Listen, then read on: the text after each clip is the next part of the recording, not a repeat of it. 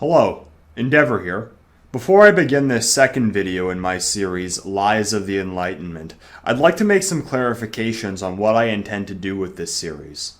I want to be clear that I don't see the Enlightenment as a monolith. I understand that different ideas came from different writers who very often disagreed with each other. I also want to make it clear that I don't consider everything that came out of the Enlightenment to be bad. For example, I rather liked Leviathan by Thomas Hobbes. I liked some of the ideas of Locke, but I disliked others, while figures like Rousseau or Mill I have almost an entirely negative opinion of. But I don't want to paint them all with a broad brush. That is why each video will be addressing one particular argument that came out of the Enlightenment, and how it affects our understanding of society today. While I do think John Locke had some good ideas, in this video I'll be taking on an idea that he and many other Enlightenment thinkers put forward that I cannot agree with. That is the concept of the consent of the governed. To understand where this concept comes from, you need to understand another concept that was of great debate during the Enlightenment: the social contract. The social contract is a theory on the origins of governance and the relationship between the state and the individual. It states that man gave up his state of nature to enter into a civil society with laws and governance. The social contract is an agreement between the people and the government, that in return for respecting the authority of the government and granting it a monopoly on the use of force, the government works to defend the life, liberty, and property of the people. Now, three major Enlightenment-era philosophers that discussed the social contract were Thomas Hobbes, John Locke, and Jean-Jacques Rousseau. Hobbes, whom, as you can probably tell from my previous video, I'm most inclined to agree with, stated that man in nature was brutal and savage. He believed that in order to avoid the chaos of the state of nature, man gave power to a sovereign governing entity, which in return would bring about order. Seeing man as brutal in nature, the sovereign couldn't guarantee many rights beyond safety. Further rights beyond that could only exist under certain circumstances. Hobbes advocated for absolute monarchy. It's important to note that he wasn't calling for totalitarianism. What he was saying was that since man in nature was so violent, he didn't have to sacrifice much by entering into civil society, so all that the government was obligated to provide was order. A healthy society would protect people's life, liberty, and property, but according to Hobbes, this could not be guaranteed. Locke had a somewhat different take on the social contract. He argued that man in nature did have natural rights to life, liberty, and property, which they formed a state and a government to protect. Since the people gave authority to a government, they should, according to Locke, be ruled only by a government they consent to. This principle was key in the development of liberal democracy. Rousseau goes a step further than Locke. He makes the claim that man in nature is inherently good. He starts his essay on the social contract with the famous quote, "Man is born free, but everywhere he is in chains." Since, according to Rousseau, man in nature had liberty, only popular sovereignty is legitimate, because man gave up his natural liberty to the government. This is also a principle used to argue for democracy, based on the collective will of the populace. Rousseau actually made the claim that this could be better represented by direct democracy than representative democracy. The argument that Locke and Rousseau give is that since man gave up his natural-born freedom to enter into civil society, he can only legitimately be ruled by a government that he consents to. If a government infringes upon the natural rights of the people, they have the right to remove the government. The case for democracy is made on the basis that it allows people to elect their government, hence giving them the consent of the governed. Now, my objection to this concept is not necessarily that I think it's a bad idea in theory. My objection is that it fails to understand how power is actually wielded within civil society. The democratic system in no way provides the populace the ability to determine the power structure under which they are ruled. And the notion that a democratic government rules by the consent of the populace and in any way reflects their will is completely false. To understand why this is the case, we need to understand what people in civil society are really ruled by. People are ruled by power. Now, what exactly is power? Power is the ability to get people to conform to your will, to get them to do what you want them to and to not do what you don't want them to reward those who conform or punish those who dissent. And the power structure under which civil society is governed goes far beyond the elected officials of said society. In fact, they are not above this rule, because power is wielded by things like cultural norms, religious institutions, intellectual thought, media outlets, and of course, financial power. These organs of influence form what is a wider societal consensus under which the society is governed. They have the ability to instill a worldview into the populace, pressure them into living what's deemed an acceptable lifestyle, and have them respect the authority structure as a whole. And this is not something the populace consents to. It's imposed from the top down. The officials that the voters in a democracy elect are still subject to this rule and act more in accordance to this force than they do the will of their constituencies. Likewise, the ability to change the power structure of a civil society is much more difficult than simply voting one government out of office and voting another one in, because both exist in the context of a wider societal consensus, with the same organs of influence in place, applying pressures upon them. They set the boundaries of the Overton window. Sure, two different political parties might have slightly different policies, but they exist under the same paradigm, and in a democracy, there isn't that much that you can do to change this, since the aforementioned positions of power are largely unelected. And there really is no way to refuse to consent to authority in this civil society, short of escaping into the woods and isolating yourself from the rest of society as a whole, at least without being met with some sort of resistance from the power structure, because no social order would allow its own destruction. Those with power, the ability to get people to conform to their will, would do all they could in order to maintain their position as of authority. To illustrate this, let's compare and contrast a pre-Enlightenment society with a post-Enlightenment one. Let's take France in the 17th century under the reign of Louis XIV for an example. He was an absolute monarch. All power was concentrated in the king. He famously said, "I am the state," and there was no denying who had power in France. It was Louis. And the king had enormous power over the metapolitical direction of France. For example, Louis revoked the Edict of Nantes and made the Catholic Church the only religion allowed in France. So all religious practices had to be Catholic, and the French populace had no say over this. Trying to undermine the king's absolute rule would have been considered treason. Now, it's untrue that absolute monarchies were totalitarian. In fact, the state was a lot less involved in people's lives back then than it is today. Now let's compare that to a post-Enlightenment society. Let's say America in the 19th century, circa 1850. They had implemented many of the values of the Enlightenment. The United States Constitution was heavily influenced by the writings of John Locke.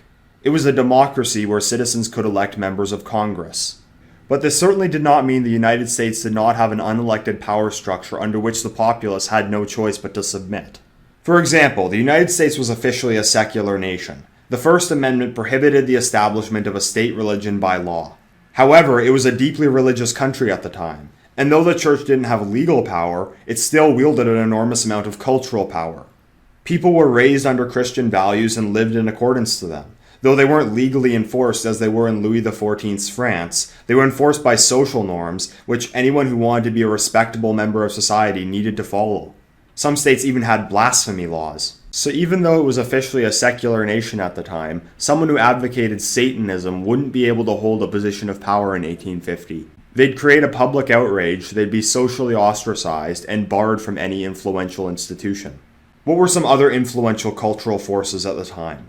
America had a frontiersman culture. The expansion westward was driven by this spirit. Manifest destiny was the belief that America had a duty to settle the West. It was something deeply rooted in their culture. People were also extremely ethnocentric back then, so things like miscegenation were extremely taboo. And just like in every civil society, capital was extremely influential. This was the driving force behind the Industrial Revolution of the 19th century. The point I'm trying to make is that even liberal democracies are still subject to a metapolitical, cultural, and economic power structure, which largely determines the direction they go as a society. And it's not really something that's decided upon through the democratic process. Likewise, the power structure of a liberal democracy will enforce itself just like an absolute monarchy. Say for instance, in 19th century America, what if there was a portion of the population that were unhappy with the direction America was going and withdrew their consent to be governed by it? Let's say then they voted to remove themselves from its power structure. Well, that did happen in the South in the 1860s. Did this democracy, which allegedly ran on the consent of the governed, allow them to do so? No, they considered it treason. The federal government fought a long and bloody civil war to crush the rebellion. because no civil society that wishes to survive can allow its authority to be undermined. So the federal government asserted its power by force. Now, this is not meant to be a criticism of America in the 19th century, nor is it meant to be a criticism of France under absolutism. One had a centralized metapolitical power structure, and one had a decentralized one, but both had one nonetheless, and that's not a bad thing. I simply believe that this is the nature of power. And if a social order is conducive to the long-term health of a civilization, then having a power structure that enforces it is beneficial. So in my opinion, the fact that they didn't live under modern liberal values is a good thing. The point is, though, that democracy does not give a populace the ability to decide the direction their civilization goes in, like the Enlightenment thinkers claim it does. Metapolitics is the driving force behind the course of civilizations over long periods of time. Power is wielded by numerous unelected organs of influence, under which those in a democratic society are still under the influence of. And again, this doesn't necessarily result in totalitarianism. If the social order is aligned with human nature, then it will likely create a freer society where the state doesn't need to interfere with people's lives. Now let's look at the modern West. Why is this lie of the Enlightenment so detrimental to us today? Because it gives the liberal democratic order under which the West is ruled today a false sense of legitimacy. That the power structure under which we live is by the consent of us, the governed, and that we have the ability to change it through the democratic process. For anyone on the dissident right who sees the West headed in the wrong direction, ruled by corrupt globalist elites, we must understand the nature of the power structure that rules us today, because it's certainly one that we are not in control of, and it all comes down to power, the ability to make people conform to your will. So what are some of the organs of influence governing the West today? The media. Multi-billion-dollar corporations which control the means of information distribution. They have the ability to craft a narrative which is sold to the wider public as the objective truth. These corporations can decide what they report on, how they portray the events, and tell you how you're supposed to think about them. And now, with social media becoming the public space, tech companies have massive control over the distribution of information. They have the ability to decide what someone can and can't say. And if you're advancing a narrative that they don't approve of, they can simply deny you access to their platform. The education system, the conditioning under which every member of society must undergo from their childhood all the way to adulthood. Public education teaches the youth from their youngest age how they're supposed to understand the world, while higher education instills the desired worldview into those who will make up the positions of power in the future. The Academy has the ability to deem sources of information credible or not credible, since after all, they're the educated ones. And most of all, money power. Corporations, lobby groups, NGOs, banks. Capital has the ability to determine how society's resources are allocated. They decide who gets funding and who does not. And all of these have the ability to bankroll the societal changes they want to see. These are the various organs of influence exerting power over the Western liberal democracies today, none of which are democratically elected. And it just so happens that the vast majority of these bodies are in support of the cause of progressive globalism. They form what Mencius Moldbug referred to as the Cathedral, the ideological consensus held by the intelligentsia. That's why our culture today is dominated by progressivism, because it's the societal direction that the elites in power want to push. These various arms of the cathedral wield far more power over the lives of individuals than any elected official does. While the government has the ability to govern by force, the cathedral has the ability to govern by soft power. This decentralized yet ideologically uniform governing force has the ability to put forth a societal narrative that forms the West's understanding of good and evil. The cathedral sets the boundaries of the Overton window, deciding which opinions are acceptable and which ones are not. It has the ability to control people, not through force, but through social shaming and economic intimidation, by labeling dissenters fascists and threatening their employment. The cathedral has the ability to run a media smear campaign against a public figure who steps out of line. It has the ability to suppress scientific evidence that contradicts its narratives, and deem those who pursue it racist. And most of all, it has the ability to lobby politicians for the policies the elites want to enact. This is how power is actually wielded in the West today. And this is by no means by the consent of the governed population, nor does the democratic system provide the populace the ability to change this.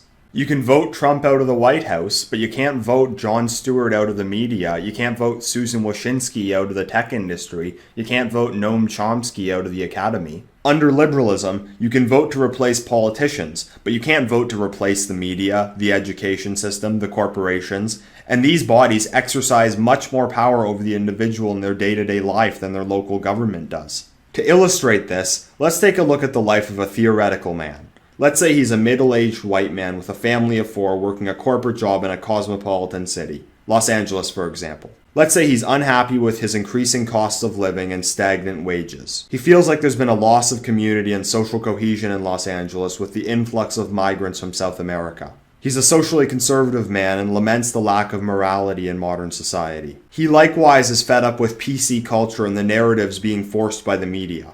So he voted for Trump in 2016. Now, anyone who hasn't been living under a rock for the past decade knows this man would not be able to be public about his beliefs in any meaningful way. If he expressed dissatisfaction with things like mass immigration, affirmative action, or the LGBT movement, he'd be destroyed in a modern progressive corporate environment. He'd be deemed a heretic against the dominant progressive culture. He'd be socially ostracized, lose out on career opportunities, and very possibly be fired. So he has almost no choice but to give into it, or at least not make his views public. This is cultural power being exerted, which is really backed up by the financial power of woke capital. But he voted for Trump, and Trump won.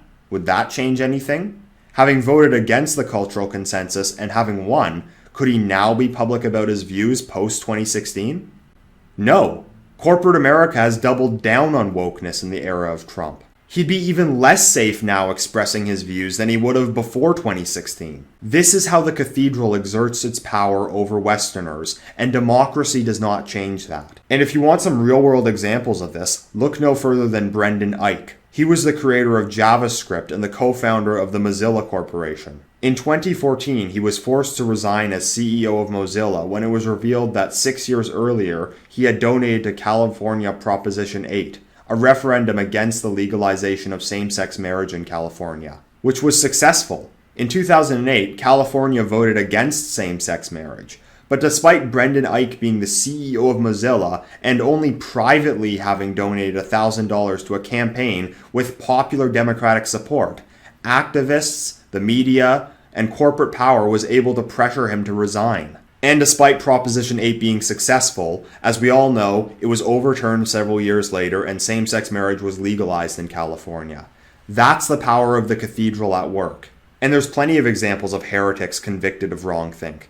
James Watson, Charles Murray, James Damore, Lindsay Shepard, and many, many more. Going back to this lie of the Enlightenment, the idea that democracy grants people the ability to consent to their governance and that the government is a manifestation of their will is quite dubious, because it tricks people into believing that they control political power, when real power is in the hands of the Cathedral. So it gives the powers that be a false sense of legitimacy and keeps people under the impression that they are in charge. But like Bane from The Dark Knight Rises, I must ask, do you feel in charge? I'll borrow an argument from the YouTuber Charlemagne that an absolute monarchy might actually give people a greater ability to force societal change. Because under a monarch, you would at least be able to identify where the power was coming from. People could direct their discontent towards the source of power. Under liberalism, however, we're ruled by this dark power which is self-enforcing and hard to pin down. It's difficult for people to force change when the power structure they're ruled under is so decentralized. Even in the abstract, I believe that the idea that democracy grants legitimacy through the consent of the governed is false. My objection to the powers that be today is not that they reign undemocratically. Again, I believe that this is just the nature of power. My objection is that the societal consensus that they're imposing is anti-human and designed to destroy the West. The reason that the Cathedral is drifting closer and closer to totalitarianism isn't because it's undemocratic. It's because the social order they're trying to enforce is anti-human and requires control over people's lives in order to maintain. My goal isn't to achieve real democracy, because I doubt that's even possible. My goal is to replace the destructive globalist order with a more stable and healthy order. But it takes more than just winning an election to do that. It's a game of metapolitics. I still think people should vote, but it's not going to deliver us a victory. In order to change the direction of society, there needs to be a new consensus, and the organs of influence must be replaced. That's a lot harder than winning one election. And in order to make change, we must first understand the nature of power, because democracy does not put it in our hands. If you enjoyed this video, please like, share, and subscribe, and follow me on Twitter. If you'd like to join my new Discord community, or you'd like to support the channel, you can now do so. Links are down below. Thank you for listening. Till next time, endeavor.